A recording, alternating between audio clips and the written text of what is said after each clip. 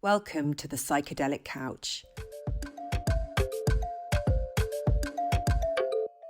Before we dive into today's discussion, we remind our listeners that using illicit drugs carries significant risks and legal consequences. Psychedelic substances like LSD, psilocybin mushrooms, MDMA, and DMT are illegal in many countries, including the UK, and their possession or use can lead to legal penalties. Psychedelics can have profound effects on mental and physical health. While some report positive experiences, others may face negative effects like anxiety and psychosis. These substances can also interact unpredictably with medications and underlying conditions. Approach psychedelics with caution and responsibility. This podcast shares information, not encouragement or advocacy for illegal use. If you or someone you know struggles with substance abuse, seek help from healthcare professionals or local support services. In this next episode, I speak with Nikki Slade, a sound healing pioneer with over 30 years of experience. Nikki shares her journey from addiction to unity consciousness, highlighting how chanting can heal, uplift, and foster profound connection. We explore the ancient roots of mantra, its therapeutic uses, and its ability to promote emotional release and self-discovery. With insights into chanting traditions, physiological benefits, and the power of community, this episode invites you to explore your inner potential through sacred sound. I hope you enjoy.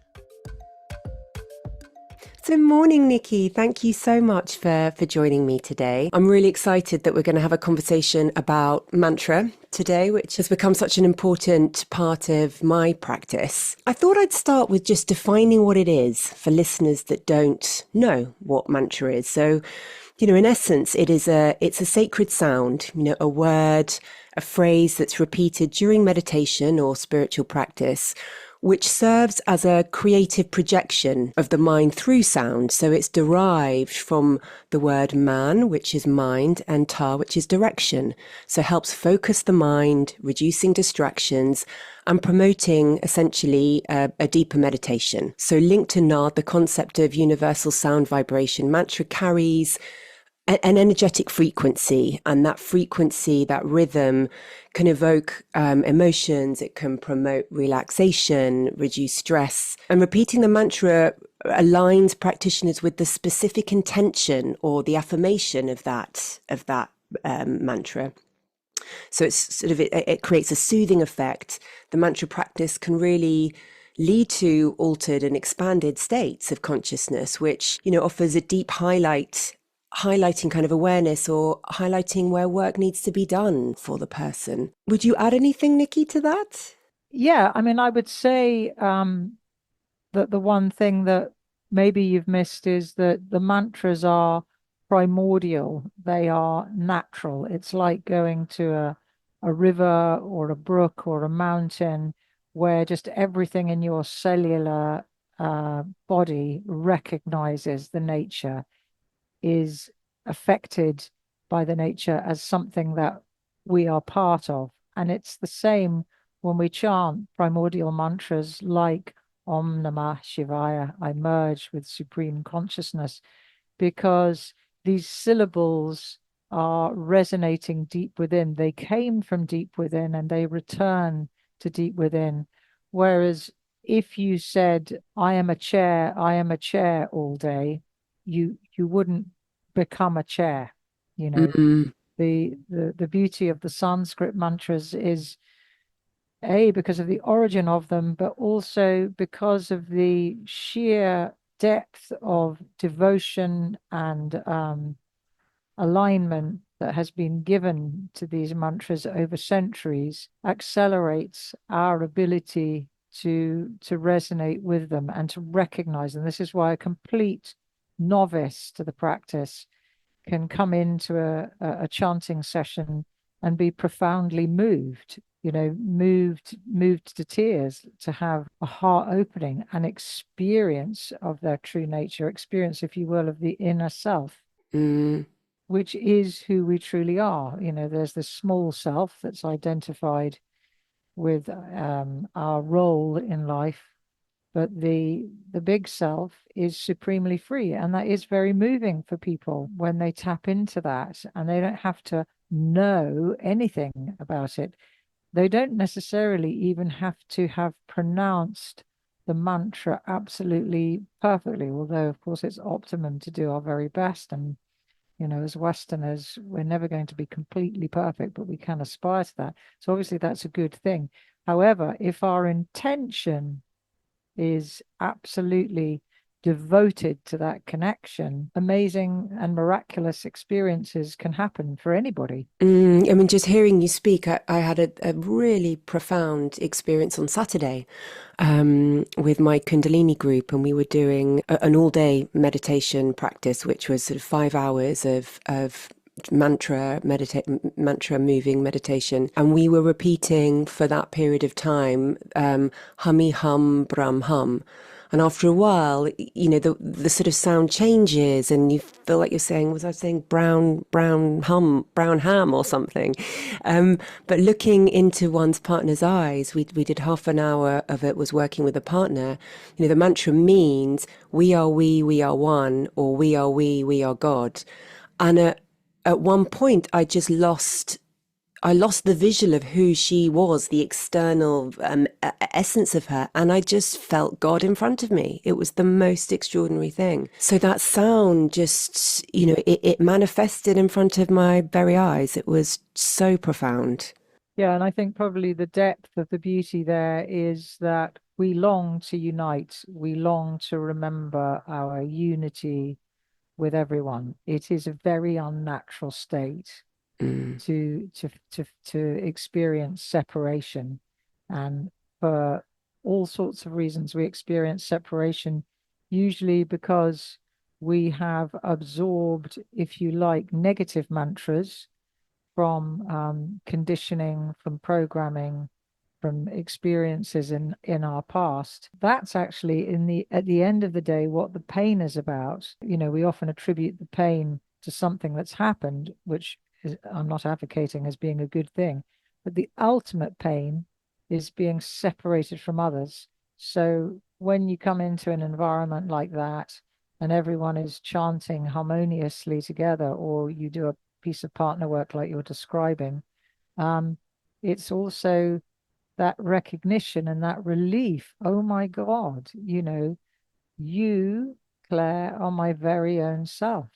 You are myself. Therefore, I love you. That is the truth. And if that's the truth, we can kind of measure throughout the day how well we're doing with that reality or not, as the case may be. And it's so extraordinary when you say those words, just the tingling that I have all over me, for you to say that, for it to be acknowledged, for us to have that experience now, it's bliss. That's right. That's right. And the tingling is like our system is saying, yes, yes, more of that. This is good. Just like we don't have to debate when we've been in the freezing cold for months and we suddenly go to a lovely hot, warm climate, and the cells of the body go, yes, yes, this is good for me. Mm, mm, Sunlight of spirit, you could say, is what we experience yeah. in the atmosphere of mantra. Yeah, that's so beautiful, Nikki. And maybe you could tell listeners about yourself. You've been a real pioneer in the field of chanting, core voice, and you've worked in this field for 30 years, I think you'd said when we spoke. Can you share a little bit about your journey, and how did you discover the healing potential of chanting and singing mantra? Yeah, it's funny actually. I've just come back from a conference in Malvern, the College of Sound Healing, a wonderful organization for all things sound, and I led a workshop called, or a seminar called, The Music of Life, and looked extensively really at the roots of this. And of course, I shared about how it all began for me. So, where it all began for me is in the opposite experience, in that I was definitely seeking something as a child, and I didn't know what. And I was looking for that something in others. And I think many human beings identify with this behavior of thinking, well, if I try and be more like you, if I try and believe the things that you believe, or if I sound like you, or if I have the same accent of you as you, then I will be a part of. I will belong. Because essentially, when I was a younger person, I'm talking about through childhood up until my late 20s when things shifted, um, I really didn't know who I was. In fact, I felt a bit like a Martian, like I was on the side of the playground looking at all the other kids who seemed to be in this game in life, and they knew all the rules and they knew kind of how to vibe with each other. So I had a real sense of inner uncertainty, if you will, insecurity, and that would have attract, bullying from time to time, which nobody likes to experience. And by the time I got to 14, and I'm very candid about this in my book, The Healing Power of Chanting, and I share a bit of my story to support others who may be looking for a way through the path of addiction. So in my teens and 20s, I turned to alcohol and other things to distract, to numb, or to give me fortitude, to give me confidence to do all the sort of social things you do at that time. And this kind of way of existing went on into my 20s. But by the time I was 18, I thought, what better way to find myself than to have a vocation pretending to be other people? So I became an actor. I went to drama school. I came out of drama school and I was a working actor in repertories. And then I got a break in the West End where I was in a production based on Charles Dickens' book, The Mystery of Edwin Drood. And I was an ensemble member, but I also understudied two of the main characters, one of whom was the Princess Puffer, who was a bawdy, yeah, right, she was an opium seller, with big skirts and bawdy. And I really enjoyed the exploration of her because at the time, I have to say, my resonance was a lot closer to her than Helena, and Helena actually means of the light. And Helena, in those days, in old time music hall, not particularly PC now, but white musical artists would portray Indian women, and I was absolutely dreading going on for Helena because I had no relatedness with this, no experience, and there were various mudras that I had to learn with my hands, and oh my goodness, it was all very, very confronting. And unfortunately, I didn't in the end go on for her. I went on for Puffer, and that was quite an experience. However, during that show, a couple of the actors, the main actors, had a chanting practice, and it was very, very obvious. They had a glow and a confidence, about them. And when I was with them, I felt good in myself. And one of them, who's quite well known, was very kind and took me under their wing. And then I said, "What is it that you do? You've always got this lovely sheen about you." And then they told me that they had a chanting practice. Now, this, you've got to get, Claire, was super weird in the 80s.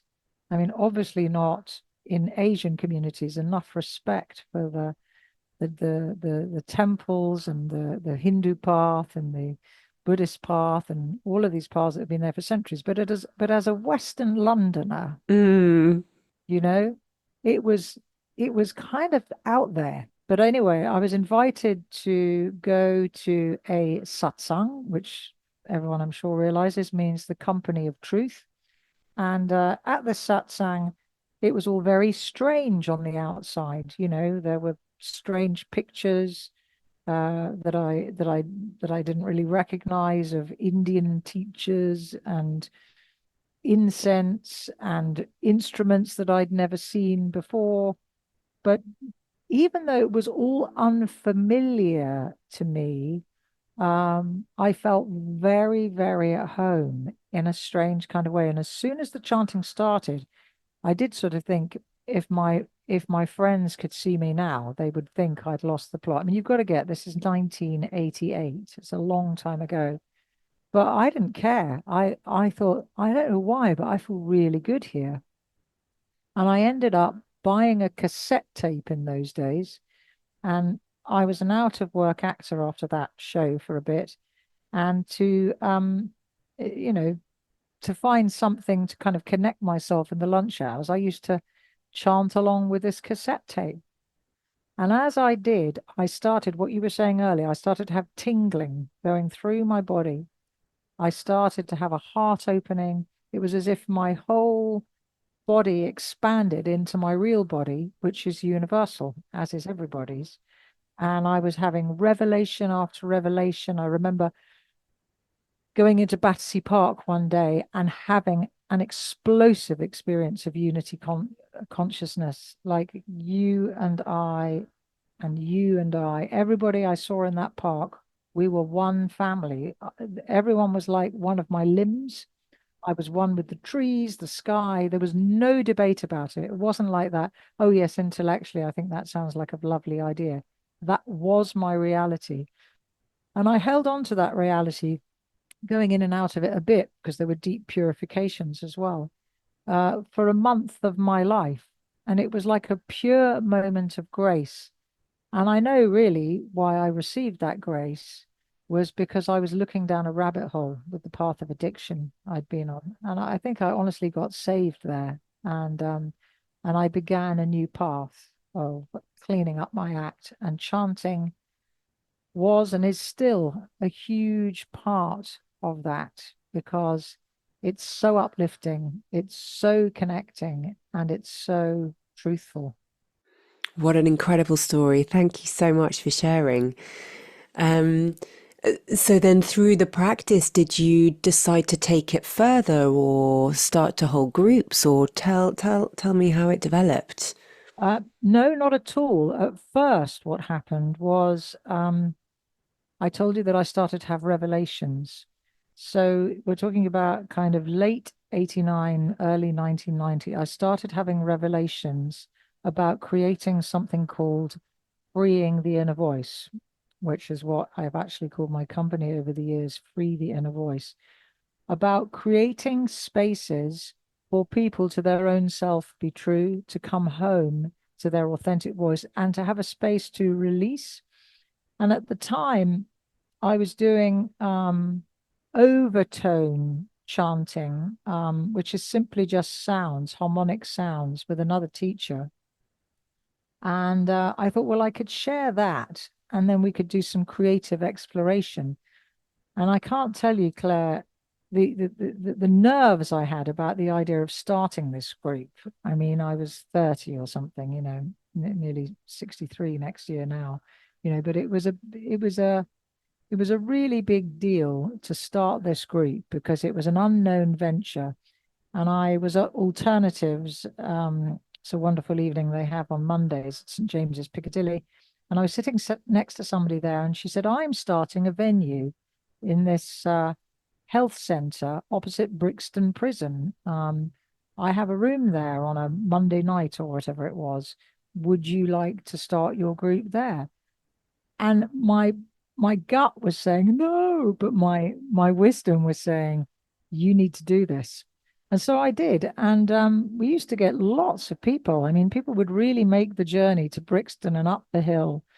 And we get sort of 20 or 30 people on a Monday night, all sounding together, all exploring. And these groups really developed for quite some time. And then in about the late 90s, I started to include a kirtan, a chant at the beginning or maybe at the end of those groups. And they became very popular. And then somebody at the end, and it was down in Teddington. I used to run these groups all over London, North London, South London, West London, wherever.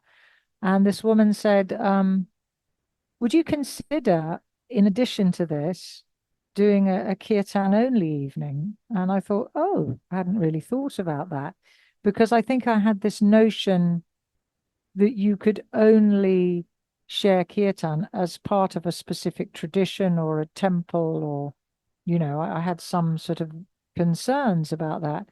But then I spoke to my dear friend and previous teacher, Chloe Goodchild, and I said, what do you reckon? She said, follow your heart.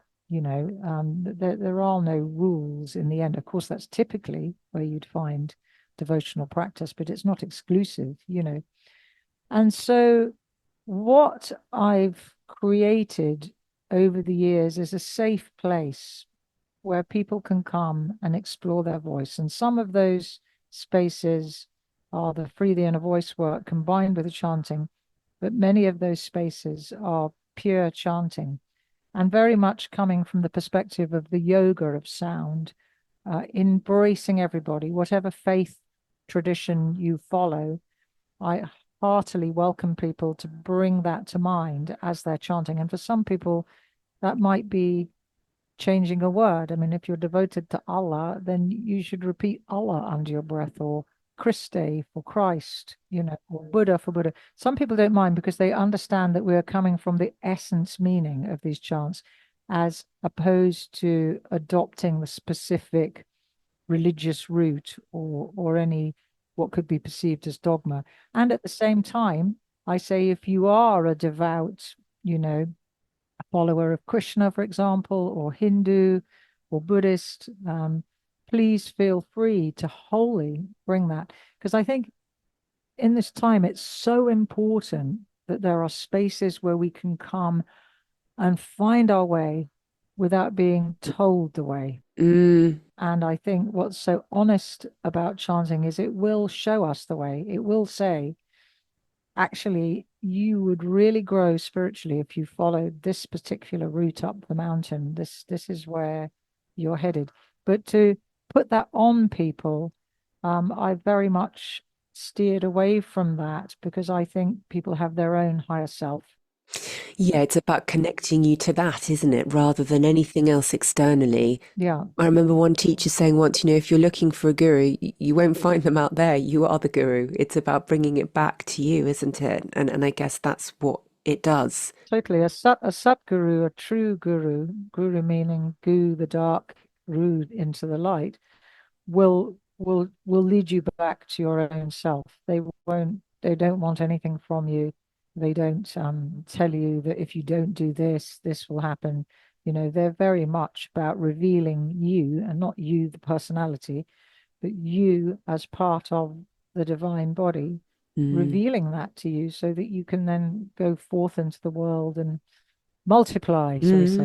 When you were talking about kirtan, I wondered if you could just elaborate a little bit more on the different types of mantra or different types of chanting for those that don't know. Okay, so the devotional movement, the real bhakti movement, started around about 6th, 7th century AD in the Tamil Nadu region of India. Before that, you had the ultimate example of devotion, and that is the Bhagavad Gita. And, Arjuna, who's the key player in that story, his devotion to Krishna. So that you could say is an ultimate bhakti story.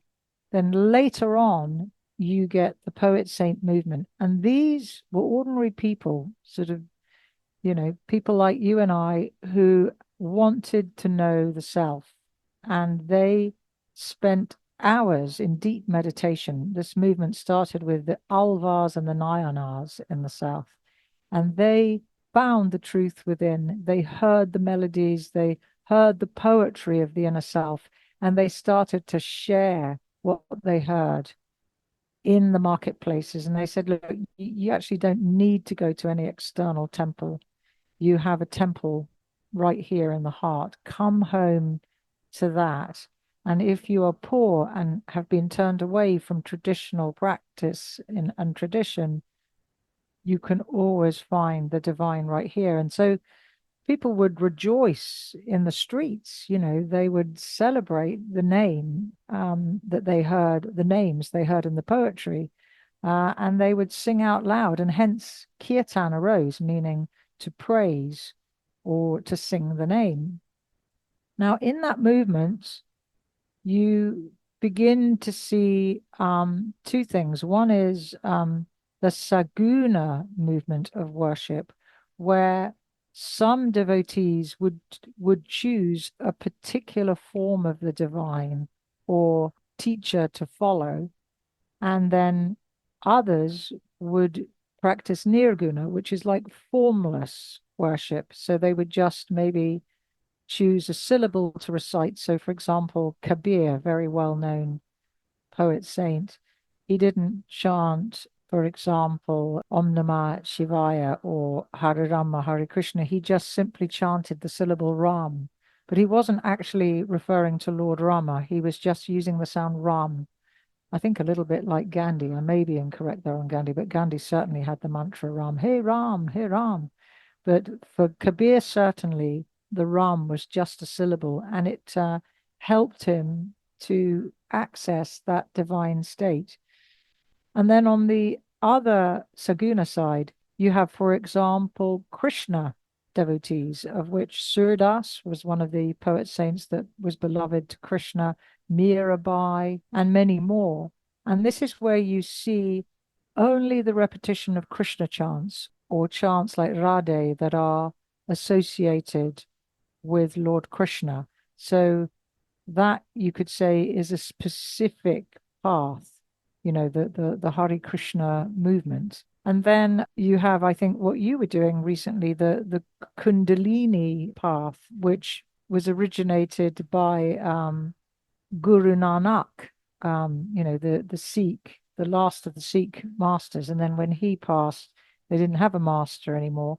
And they have all sorts of different chants and beautiful melodies, breathing and, ways of coming home to the self. Yeah. And then you have Buddhists, who will chant, whether it's Tara or Buddha, then you have followers of Kuan Yin. There are multiple different select paths, but the one I like the most is where we can find the self through the form on some days. Some Hmm. days, it really works. For example, to invoke Kali, the goddess of time, the one who takes us through that void. She looks very fierce. Really, she's that feminine aspect within us that can take us through that dread of being out of time into timelessness. Because if we give up time as we know it, it's like a death, isn't it? But there's a freedom also. And then Durga, who is like the fierce mother protector. So there are periods where all I want to chant is Kali Durge Namo Namah. But then on other days, I might prefer to chant Sri Ram, Jai Jai Ram. Most of the time, I will chant many names in one essence.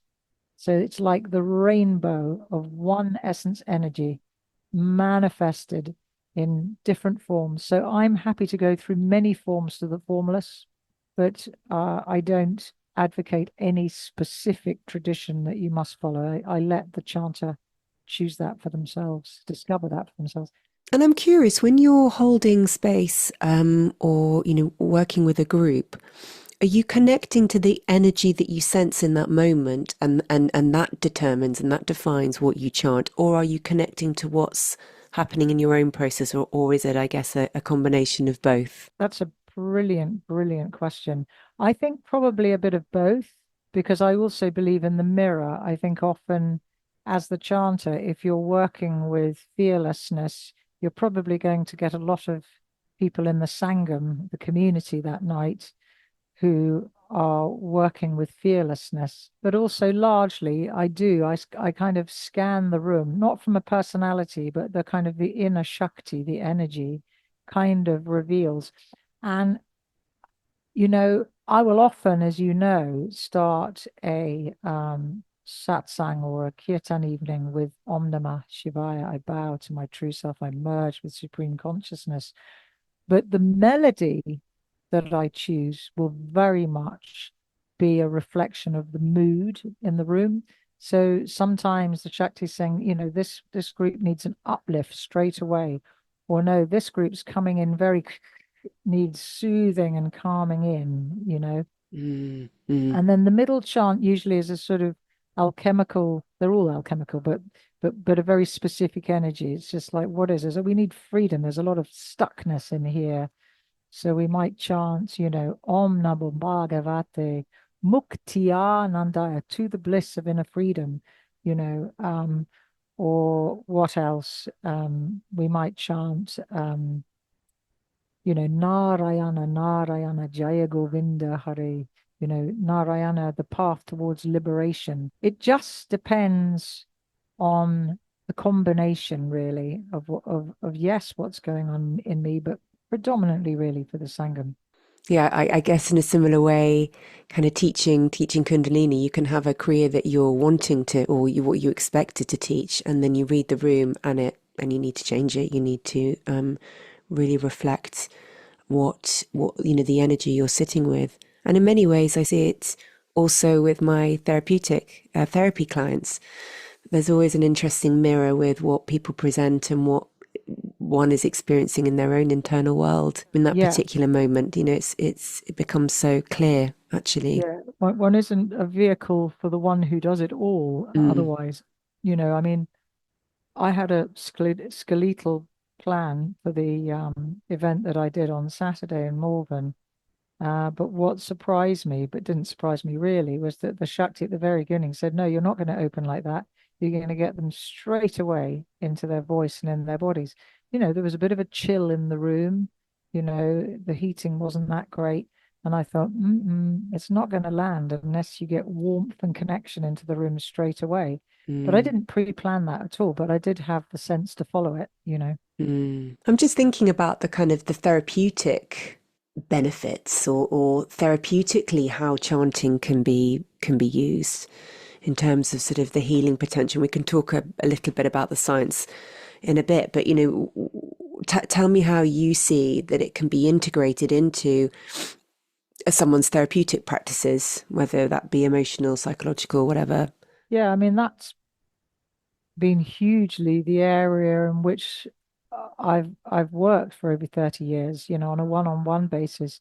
People come, it's not psychotherapy, but they come and it has tremendous therapeutic effect. So it's more like life coaching with sound, but with a big held space for whatever arises. So people will come with a particular overall aspiration for a series of sessions, and we'll start with mantra and we'll end with mantra. But what happens in between is very much about organically following the client and what's actually happening with their energy. So I have a vast amount of processes, spontaneous approaches. If they're dealing with the inner critic, for example, I have lots of tools for approaching that.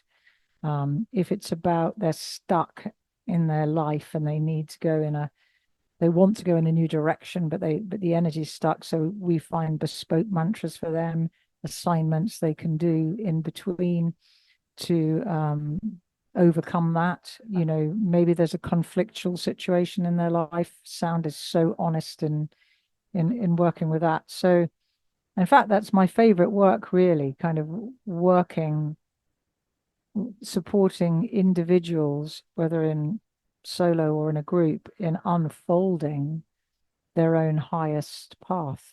I find Mm, really rewarding. And I do that work and have done for many, many years in addiction treatment centers. So it's tremendously healing, for mental and emotional health. And obviously I feel very strongly about that area because it's the cross that I've had to walk with in this life. So, yeah, it's a very, very powerful tool for sure. And most recovering addicts get a huge amount of connection from it. yeah, and I'm just thinking as you're talking, the power of the voice, and it feels hugely significant. What role do you believe that the voice plays in self-expression, in healing? I was thinking about anger as you were talking, the need to release. I think it's much more about where we're coming from as we use our voice to release, you know, just using physical volume, for example. I mean, you see that, don't you, when typically sort of beery blokes get, fired up. The first thing that happens is a lot of volume. But I think where the voice is at its best is when the larynx, the physical voice, is a mouthpiece for the inner voice. So, in other words, I call it like the Saraswati River. The goddess Saraswati is all about speech, communication, music. So when she is activated in us, and then we start to express and say what's really here, and we are able to formulate in word what her guidance is, then speech, sound, voice becomes healing. Mm. I just wondered, do you have any specific examples you can share? You're such a beautiful storyteller. Do you have any examples you can share about, when chanting or mantra or your one-to-one or group work has really contributed to someone's healing process? So many. Where do I start, really? Obviously, being careful not to reveal names or anything like that. But years ago now, I had somebody come to me who was working in the city, very much in that side of life. But they had always wanted to be an actor. But because as a child and on occasion in adulthood, they had a stutter, they they felt that they couldn't do it. There's way too much anxiety. Anyway, we did some beautiful work over several weeks. Amazing person, and they got in touch with so much release, heart opening. A real example of somebody who'd felt so dry, I think, in the world that they were in, to have the privilege of seeing them coming back to themselves. And I put them in a held way through all of the things that could have inhibited them in the past. Sometimes I'll do role play, but it's all in the holding of the sound. And they went through that fear, and they got the confidence together. I mentioned a very, very good amateur theatre company that's pretty high standard. And I said, look, why don't you go along and see what's going on and see if you can, participate? And sure enough, they did. And they got a very significant role in a Chekhov play, which I went to see. And as they had thought since childhood, they were a natural actor. And that was just a very special moment, a lovely moment, because it was very tangible, something measurable as well. Yeah, something that you could really see and how that you'd connected them to their potential. Yeah, no, it was a very, very rewarding moment. Mm. There are many more. I'll tell one from the Addiction Treatment Centre years ago. This was in the Priory in North London, and because of the volume of sound, we were expelled to the greenhouse where we could make as much sound as we like without disturbing all the psychiatrists and things.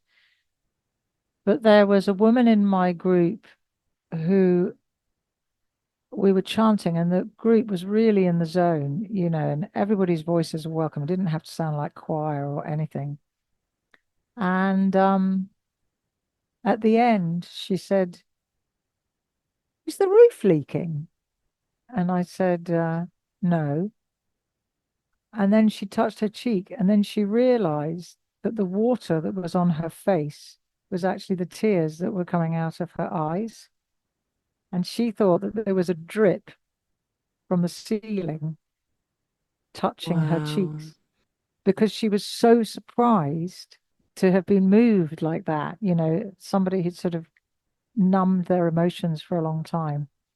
And I just really, I don't know why that stays with me, but it really does. What a profound moment for her and for you. Yeah. And by the same token, I remember there was a footballer from a well-known club, which shall not be mentioned, but again, they had a really huge release of laughter. This often happens, especially in addiction treatment centers. I mean, you've got to imagine suddenly there you are. If my friends could see me now, and you're all sitting in a circle doing this strange chanting stuff. And he had tears pouring down his face, but he came up to me at the end and he said, Nikki, that was great. He's having a laugh so much in years, he said, but he recognized, you know, that he was letting go. Yeah, I'm reconnecting. And there's something about, community. Maybe we could talk a little bit about that, the chanting in that community group setting and the power of that. Yeah. Well, as I say, when I got that cassette tape, I was chanting a lot on my own, and the real joy is when you chant in a group, because you're then carried by the other voices. And especially if you're somebody who has a bit of self-consciousness about using your voice, because it isn't choir, and it doesn't matter if you make a mistake, as long as you're not bellowing over everybody else in a melody that's opposite. But by and large, everybody can just blend with each other. And I think the profound thing about it is you can have people from all walks of life, diversely different opinions. I mean, dare we say it, absolutely politically opposite opinions, that if people started talking, there could be trouble. Mm. But the mantras just level it all, and you find that there is an experience of community at essence. And then the most unlikely people start to get along together, because what really has us get along is how connected we are to that flame of love inside. Yeah, exactly. We kind of step away from the costumes that we wear in the outside world and the identities that we cling on to. I guess ego slips away when we really connect to that deeper place in us, and see it in the other, witness it in the other. Yeah, then we feel close to everybody. That's the Mm, secret. But if we're far away from our own inner flame, then people can occur like irritation, you know. yeah, yeah, very much so. Maybe you could share a little bit about, thinking about the therapeutic side. What are the effects on the brain and body on a physiological level? Well, I'm not a scientist, so you'd probably need to ask somebody who's done extensive studies on the sort of medical side. All I know is from, in a way, like a shamanic side, like if I was like a shamanic doctor, that I see people lifting out of states of depression. I'm not saying it's the cure ultimately for depression, but it certainly helps. I've seen recovering addicts able to get a space between those troublesome attack thoughts that can lead them to a drink or a drug. They begin to get a gap between their thinking and acting out very, very tangibly. I've seen people who, this has happened a few times actually, people who haven't been able to conceive for a long time start a chanting practice and they become fertile. I'm not saying, again, it's the cure for fertility. However, it's interesting, isn't it? Very much so. And I did have a look, because I am also not a neuroscientist, but I had a little look, and did some research myself. So, the studies have found that chanting lowers levels of cortisol and improves heart health. There's some research out there, and respiratory function. So that deep rhythmic breathing that's involved improves lung capacity and efficiency. And it doesn't come as a surprise, but increased focus and concentration. So the chanting the mantra, it shows cognitive and function improvement and boosts the immune system. So evidence that chanting can impact immune response. That would make sense, because think about it. If we are made of light, and chanting returns us to light, light as sound, sound as light, then there isn't a place for sickness. Sickness will eventually fall away. Now, there may be a residual buildup of sickness from the period of our life when we were unconscious. And so, that has to be obviously worked through.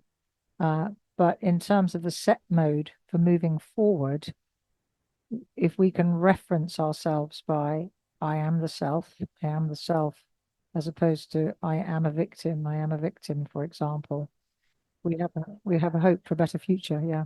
Absolutely. And we know that kind of there's vagal tone improvement because you're working on the nervous system. So it enhances the parasympathetic nervous system, which is going to promote, reduction in anxiety, relaxation. So again, thinking how that impacts health, fertility, all of the other things that you mentioned. And, in terms of anxiety and depression that you mentioned, it can trigger the release of neurotransmitters such as serotonin and dopamine. Yeah. So there is science out there. Which is fantastic, actually, because we need that, because Mm, we're still top heavy with scientific evidence required to, enroll the masses that there is something here. So Well, that's it's the new great. religion, isn't it? Science is the new religion, so it helps to kind of Yeah. back up, I guess, what people have been doing and knowing for thousands of years. Yeah. I mean, I have heard recently, I think it was on the radio, that they're getting closer to going, hang on a minute, there might be something in this divine business. But, we're here to have a journey, aren't we? Absolutely, absolutely. So for people who are new to this, new to chanting, new to mantra, what would be a simple process or practice? Where could they start? Well, I mean, if you're in the heart of the city, I mean, in London now, there are innumerable places where you can chant kirtan. You just have to Google kirtan London. There are many, many satsangs that you can attend. I mean, I run weekly kirtan at Tri Yoga in Camden, once monthly at Ealing and Chelsea. I also do online on Thursday mornings and Thursday evenings. If you love Krishna, definitely go and chant with Radhika Das. He has an exquisite community. It's very, very vibrant community. I think they're actually including other chants now. So definitely go and check Radhika out. If you're in the countryside, if you're more towards sort of Stroud, Bristol, Glastonbury area, you've got people like Shivani Mata, who has a beautiful connection to the mother energy when she chants. I mean, what I would say is like you will find your chant facilitator, the one that you feel more kindred with for a period. And then you may just feel, you know what, I enjoy all of them. It's just on different days I'll go to this one. But if you can't get physically to a kirtan, then I would suggest getting a chanting album. I have many on iTunes. Monsoon, Epiphany, Nectarine are the three main ones I've put out. You can also get them on Spotify. And also, there are many, many other kirtan leader artists across the social media that you can look into and find what they're offering. Highly recommend my dear friend and Bhakti beloved singer. She's incredible. Radhika Vakaria. She's just released a beautiful album called Warriors of Light, which is up for a Grammy. Wow. Yeah, Okay. so that's a serious album to get. Thank you. Well, I'll put all of this in the show notes so people can access that. I'm just thinking, how important do you think intention is? And then the integration of what comes up. Yeah, well, I mean, remember, chanting is prayer. It's also communion with the beloved. And so therefore, if before you chant, you say, I mean, I often say that at the beginning, like this morning at Rise and Shine, I said, what intention would you like to make? So you can pray for others, send a blessing to people, to communities, to loved ones, to obviously the world at the moment that's in such strife. Yes, it definitely works. Definitely. If you make a clear intention, the chant will get to work in helping to reveal the way. Maybe not immediately, but you're definitely getting onto that wavelength where things start to show up to support you on your way. And can you describe what a typical session looks like? How long are they? Well, it really depends. I mean, there's different types. So my classes last an hour and a quarter. Um, you know, Other kind of classes are more like events. You might go for 2 to 3 hours and there'll be chai and samosas and a bit of a break in between and it kind of builds and builds and builds. For many years, I put on with my team an event called All Love, which was 40 kirtan leaders coming together from sort of like 9 in the morning, sorry, to 10 at night. And each leader just adds a little bit more to the chanting fire. And my God, that was an incredible event. You could call that like a sapta, which is like a recurring build-up of mantras over many, many hours. And then you get things like bhakti immersion residential weekends where you can go away for the weekend and chant all weekend with different leaders. So there's many, many options. Amazing. And is sound healing, as there becomes more awareness of sound healing and the power of it, what do you see for the field? What do you what do you hope for in terms of research or kind of further developments in the space? What, in terms of what the future looks like with this practice? Yeah, yeah. Well, I think it'll be recognized medically for sure. Mm, And I think also socially, I really believe that if we all came back to Earth in another 100 years, probably way before, you will see chanting absolutely everywhere. And I don't think it's far off that there'll be chanting cafes. So people go, oh, is there a chant at this one? Yeah, yeah, at midday there's one. So mm, you'll come in for your chai or whatever it is. Imagine Cafe Nero or somewhere, but they have the chant area at the back, you know. But this won't just be in some place that's trendy like Islington or somewhere. It will be like everywhere. It will be quite commercial. It'll be understood that people need a reboost of energy, a reconnect. Who knows? It might even replace pubs in 300 years' time. mm.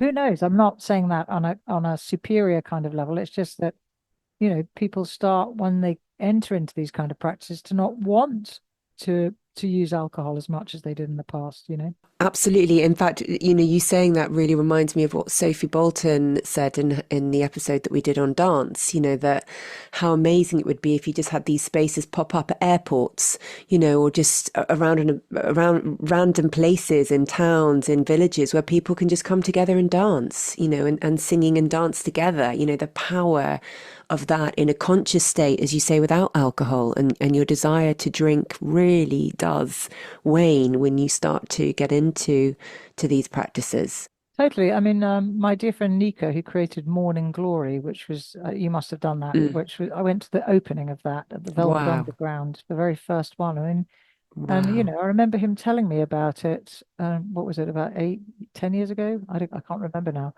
But we're going to do this thing. There's no alcohol. There's going to be like smoothies. There'll be coffee at the side. There'll be yoga mats. People can have shoulder rubs. We're going to get really, really good proper clubbing kind of DJ, but without all of the other stuff in a traditional venue. So not a woo-woo kind of venue.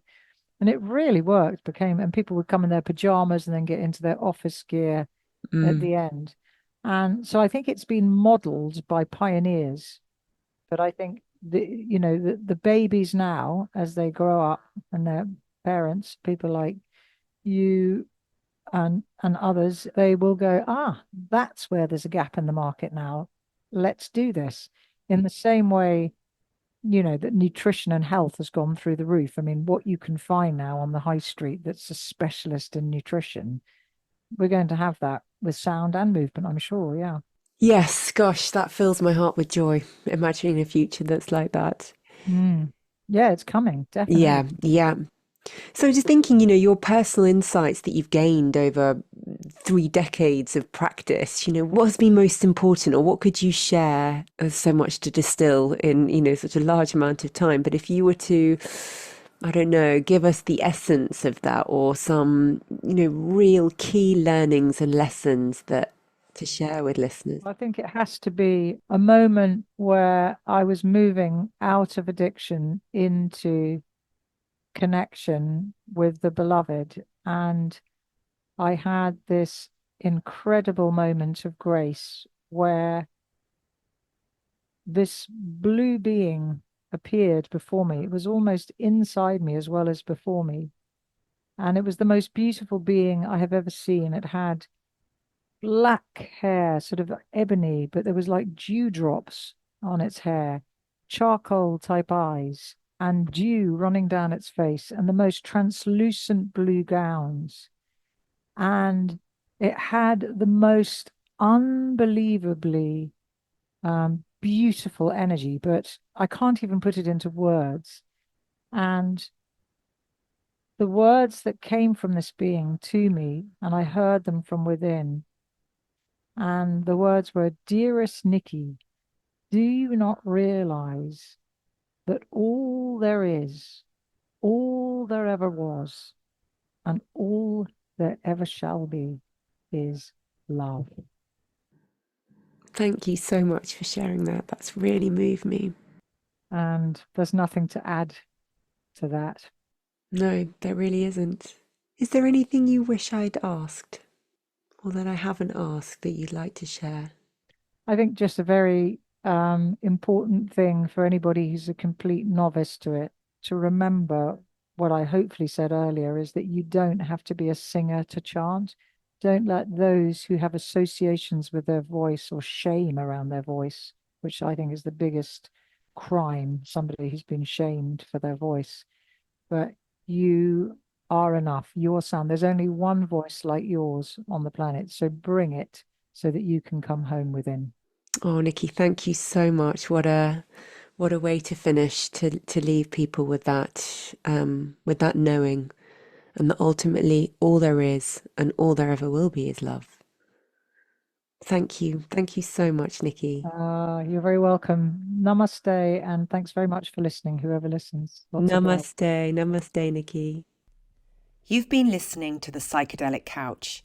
For more episodes, please follow me on Spotify, Apple Music, or wherever you get your podcasts, and find me on Instagram at the Psychedelic Couch and at Claire Faulkner Therapy, where I will be keeping you up to date on the latest episodes and information surrounding all things therapy, psychedelics, and expanded states.